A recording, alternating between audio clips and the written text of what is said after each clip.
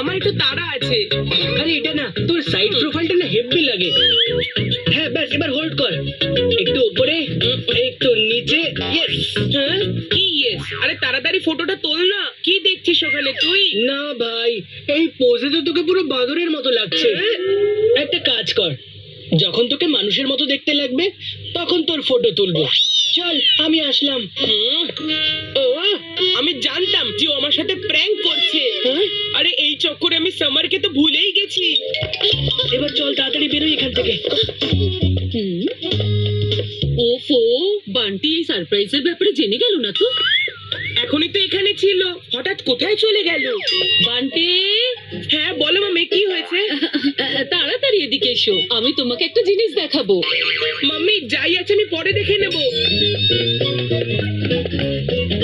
এখনই তো এখানে ছিল, হঠাৎ কোথায় পালিয়ে গেল?